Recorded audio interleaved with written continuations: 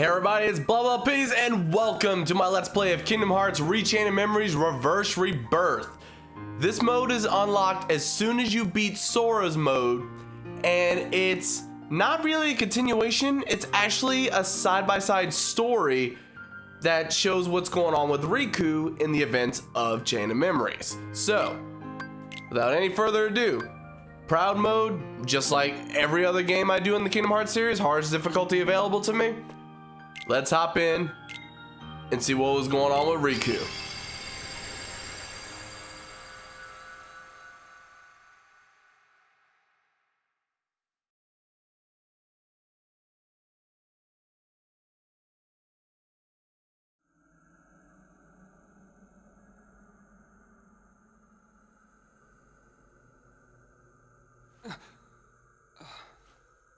Where am I?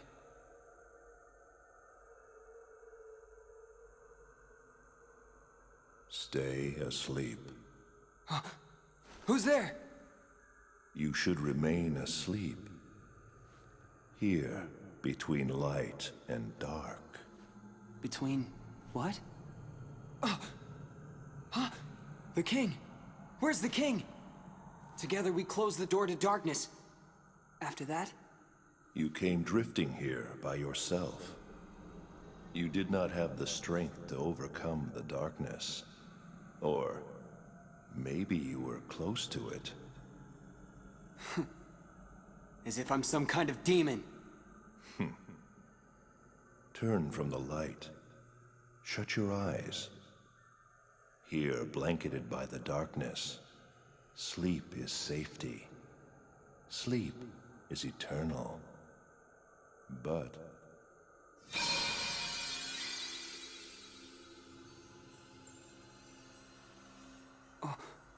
What's this? it is a door to the truth. Take it and your sleep ends as you take the first step toward the truth.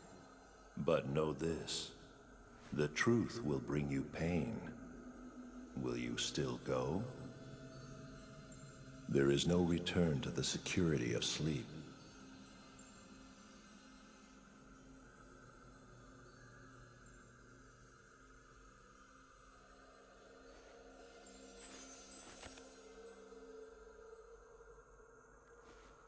This seemed like a boring place to take a nap anyway.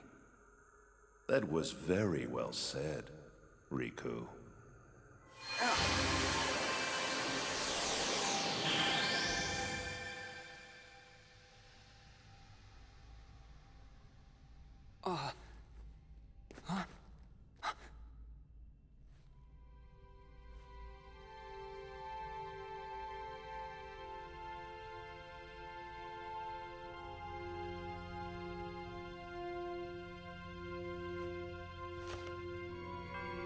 A door to the truth, huh?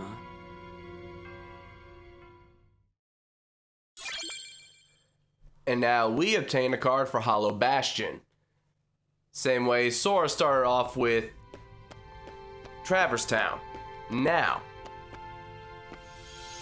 this game plays a lot like it did originally with Sora, but there are some major differences that's going to make this not take as long to go through. Just a heads up, I'm probably going to be doing one floor per world. I may end up separating some of the stuff that happens on the floors and some of the stuff that happens in the worlds, but for the most part, I'll be able to fit everything into one episode. That's how short this is. This is Hollow Bastion. What you see is not real. It is the world of your memory. Yeah, so far so same. My memory? The things you remember from your time at Maleficent's castle become a card. Well, became a card, and that card made this world. You've seen everything here before, haven't you? Yeah? So what now? Am I gonna learn something? Maybe meet someone? You would meet the people in your memories. Ordinarily. What does that mean? Hey! I'm asking you a question! Fine. But it better be you I run across next, voice.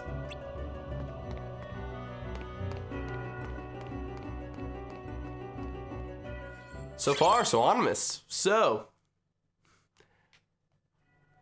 ignoring the ominous voice, we're now in Hollow Bastion. It's kind of weird that the last world you would normally go through in Kingdom Hearts 1 is now the first world that Riku goes through. Now here's the deal though. The first world, Hollow Bastion, has a key to beginnings, key to guidance, and a key to truth. Just like in Sora's story. The difference though is that after Hollow Bastion, most of the worlds, I'm not gonna say all of them because I don't think that's 100% true, but most of the worlds only have the key to beginnings.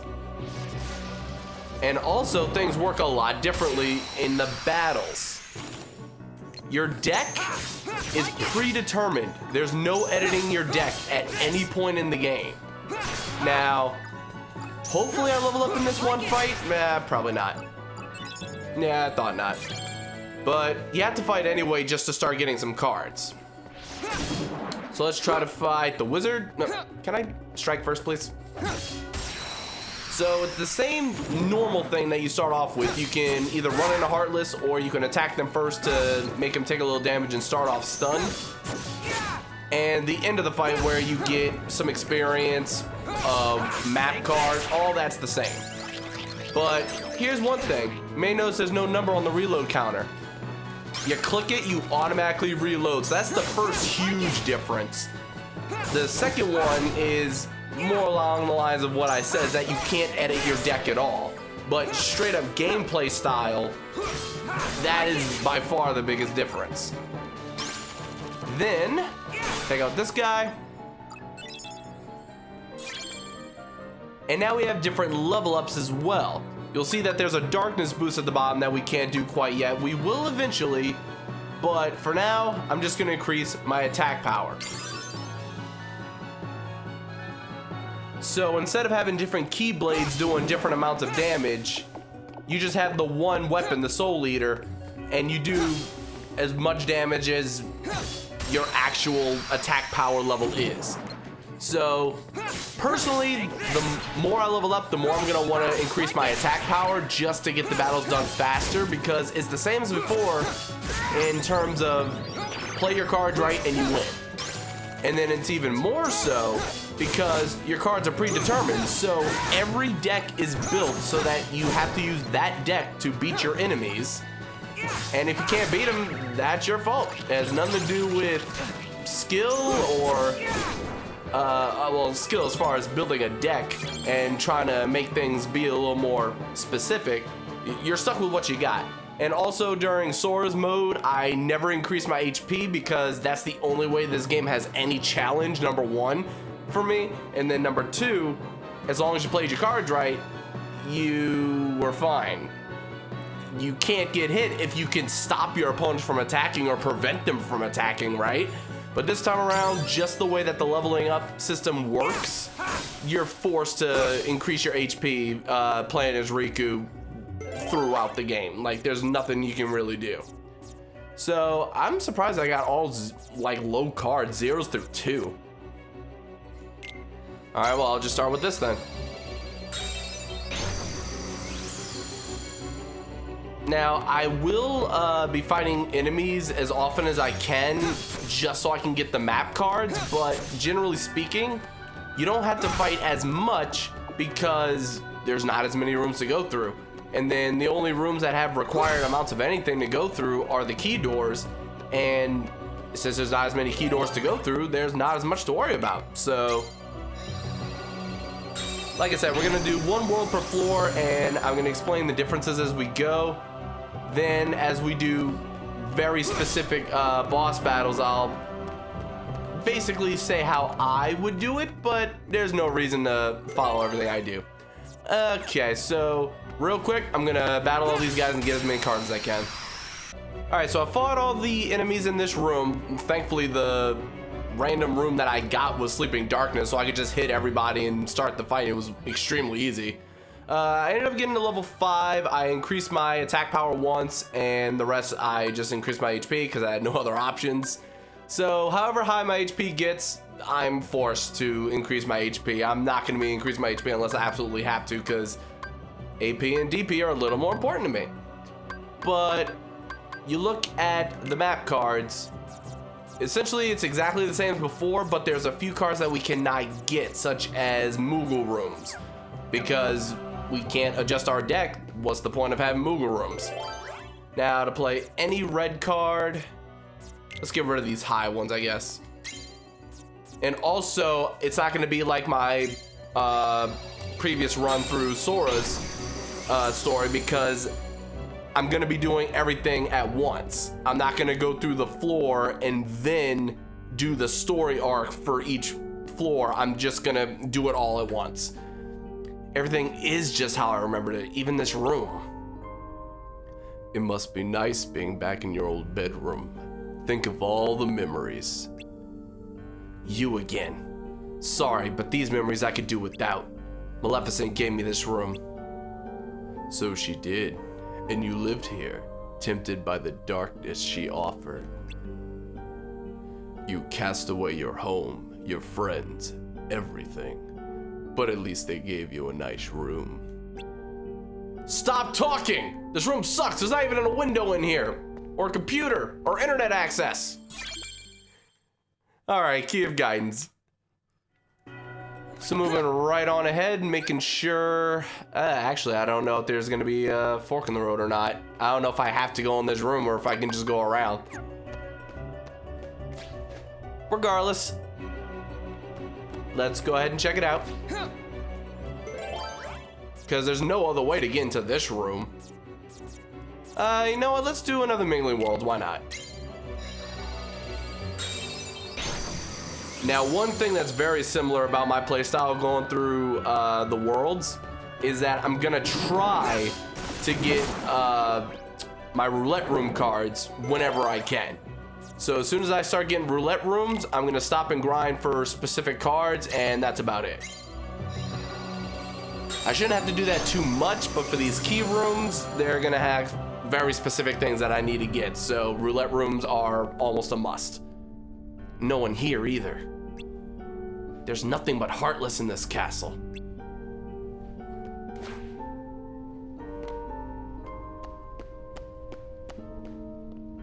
Voice! I know you're watching, so explain this. Where are the people from my memories?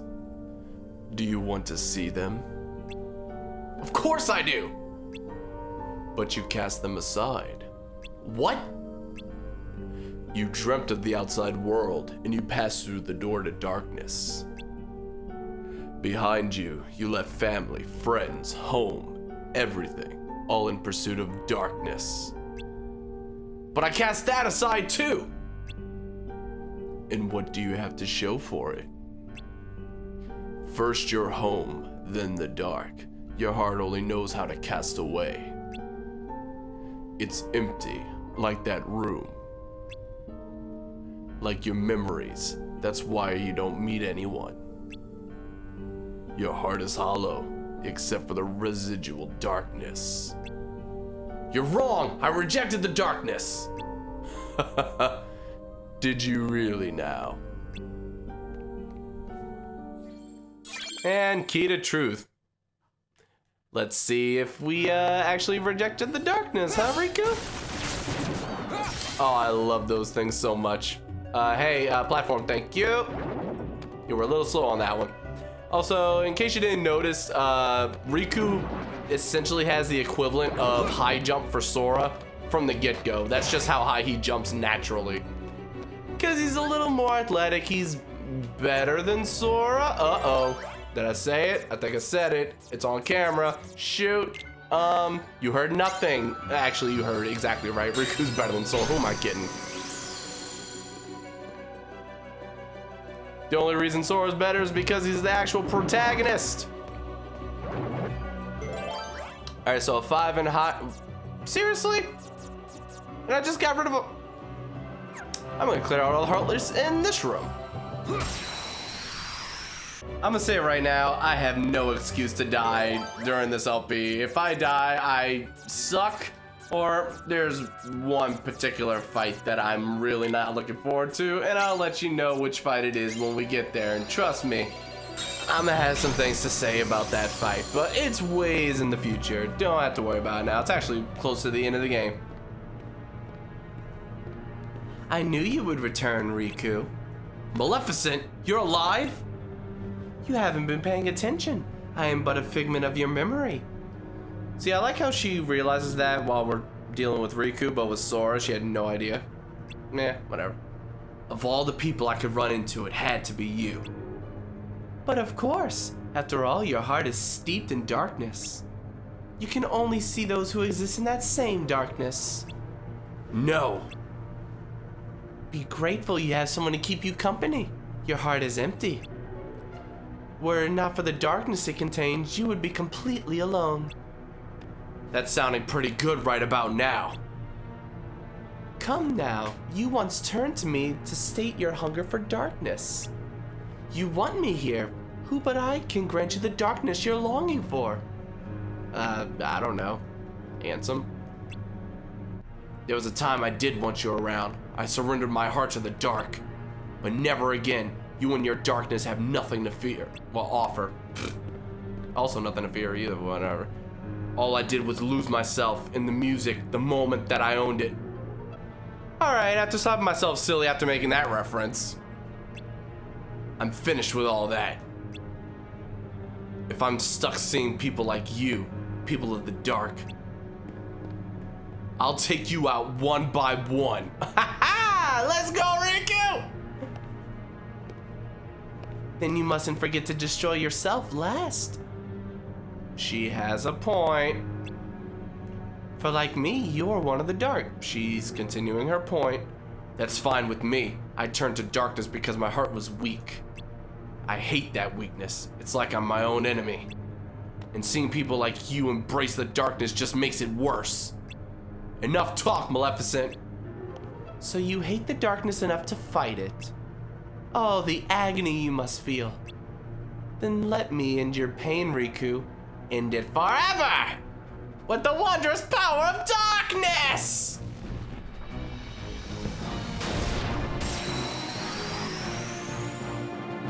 Jumping straight into a dragon fight this early in the game. Good thing our deck is automatically prepared for us, or I'd actually have a problem right now. And here's the funny thing. Just like in Sora's mode, we can get enemy cards. So we can't adjust our deck, but whenever we beat bosses, those enemy cards are directly added to our deck. And funny enough, we still get the Mickey cards. So all in all, the battle system for Riku is a lot easier because not only do they give you exactly what you need, you have no time to reload your cards because you just click a button and it goes. And there's actually 2 more battle features that we've yet to show off because they're not here yet. But as soon as we get there, it's gonna happen. And actually, here's the best part about those enemy cards that I was mentioning. You can't edit your deck, right? So guess what? When you get enemy cards, they're just in your deck for free. They don't cost anything. So you will have access to every single enemy card, whether you want to use them or not. Kind of a big deal. And the fact that we're getting Maleficent first. Remember, Maleficent just powers up your attack cards. All we have is attack cards. So use the Maleficent card and you get a free attack boost anytime in any fight. So this is essentially one of the best cards in the game and you get it already. And also there's no lingering cutscene after. Once you're done, you're done. That's it. So our whole situation with Maleficent is kind of unresolved with the exception of the fact that we killed her. Or the memory of her, at least. That's about it. Now, I will say that for the time being, we don't have a way to heal because we don't get cure. So, you want to be careful when it comes to fighting, because if you do get hit, there's really only one way to heal, which we'll get into later, but we can't do it right this moment, and the healing option is not 100% reliable. But we'll get into that and more in the next episode. Until then, don't forget to hit that like button if you enjoyed, subscribe if you're new, and once again, thank you to my lovely, lovely patrons on Patreon. I love y'all. I'll see you guys in the next episode. Till then, thank you very much for watching. Bye-bye.